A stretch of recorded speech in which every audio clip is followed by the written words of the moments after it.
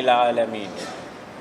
يا رب ارزقنا رضاك واغننا بفضلك عمن سواك، واحشرنا في زمرة حبيبك ومصطفاك. اللهم أوردنا حوضه ولا تحرمنا أجره ولا تفتنا بعده. اسقنا بيده الشريفة شربة هنيئة لا نظمأ بعدها أبدا. وأشهد أن لا إله إلا الله المالك الملك وملك الملوك. وأشهد أن سيدنا ونبينا وعظيمنا وحبيبنا ومعلمنا محمدًا رسول الله، بعث بشرع كالشمس وضحاها، وبقرآن كالقمر إذا تلاها، وبسنة كالنهار إذا جلاها، فمن أعرض عنهما عاش في ظلمة الليل إذا يغشاها. أما بعد، فيا أيها الناس، أوصيكم ونفسي أولا بتقوى الله. Ndugu Waislamu, nakuhusieni pamoja na kuihusia nafsi yangu kutokamana na swala zima la kumcha Mwenyezi Mungu Azza wa Jalla na kufuata mwendo wa Bwana Mtume Muhammad sallallahu alayhi wasallam. A'udhu billahi minash shaitani rrajim. يا أيها الذين آمنوا اتقوا الله حق تقاته ولا تموتن إلا وأنتم مسلمون. بسم الله الرحمن الرحيم. يا أيها الناس اتقوا ربكم الذي خلقكم من نفس واحدة وخلق منها زوجها وبث منهما رجالا كثيرا ونساء، واتقوا الله الذي تساءلون به والأرحام، إن الله كان عليكم رقيبا. يا أيها الذين آمنوا اتقوا الله وقولوا قولا سديدا يصلح لكم أعمالكم ويغفر لكم ذنوبكم، ومن يطع الله ورسوله فقد فاز فوزا عظيما. اللهم اجعلنا من الفائزين. Ikhwata al-iman, leo tutazungumzia ahwalu shakhsiyya.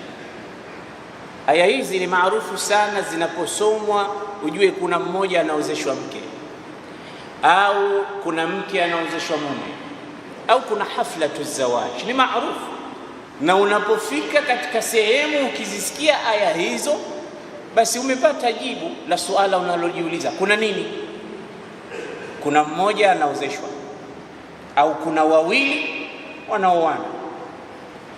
Na Waswahili kila ikifika karibu na Ramadhani ndoa zinakuwa nyingi, na sio ajabu wala sio chuki wala sio jambo baya ndoa kuwa nyingi, kwa sababu ni ibada. Ni ibada. Mwenyezi Mungu Subhanahu wa Ta'ala ametuambia tuoane ili mume apate utulivu kwa mkewe na mke apate utulivu kwa mumewe. Katika suratul Rum aya 21 Allah anasemaje? Wa min ayatihi an khalaqa lakum min anfusikum azwajan litaskunu ilayha wa ja'ala bainakum mawaddatan wa rahmah inna fi dhalika laayatin liqaumin yatafakkarun. Wa min ayatihi, na moja katika alama za kwamba Mungu yupo na alama zake za miujiza yake na nguvu zake na utenda kazi wake, an khalaqa lakum, ni kuumbieni nyie wanaume, azwaja min anfusikum, azwaja kutokamana na watu kama nyie wanawake. Yani amekutengezeeni wanawake wanaotokamana na material ile ile mlioumbiwa nyinyi. Wanachuoni wakasema ni haramu mtu kumwoa jini, kwa sababu jini hakutengezwa kwa material tulotengezewa nayo sisi. Ndio maana Allah akasema min anfusikum, lam yaqul min dhurriyyati iblisa azwaja, kwa sababu zipo fikra utasikia mtu mwingine yule alioa jini, yule aliolewa na jini, au mimi nimeolewa na jini. Jini ataoaje mwanadamu au ataolewaje na mwanadamu? Na Mwenyezi Mungu anasema min anfusikum azwaja, ni watu wanaotokamana nanyi. Utamuoa jini, jini ametokamana na moto, wewe umetokana na mchanga. Vitu viwili hivi vitakwendanaje sawa katika insijam? Yule moto, huyu mchanga. Hata mkioana patakuwa hapakaliki. Leo mchanga kwa mchanga tu mambo yanakuwa kama yalivyo, kisha ukawa kiumbe kingine, material yake nyingine. Ulama wakasema istadallu ala anna aljinniya la yanbaghi an yatazawaja biinsani, jini hawezi, ni haramu kumuoa au kuolewa na mwanadamu, kwa sababu Mwenyezi Mungu sema min anfusikum azwaja, lam yaqul min dhurriyyati iblisa azwaja litaskunu ilaiha, ili mpate utulivu. Wajaala bainakum mawaddatan wa rahma, na Mungu atajalia au amejalia kati ya mke na mume mapenzi na huruma. Inna fi dhalika la ayatin liqaumin yatafakkarun, katika hayo kuna alama na miujiza za waziwazi ili watu wapate kufikiria utukufu na ufalme wa Mwenyezi Mungu Subhanahu wa Ta'ala. Huruma na mapenzi ya ndani kabisa. Sasa tukisikia kuna ndoa tuseme alhamdulillah.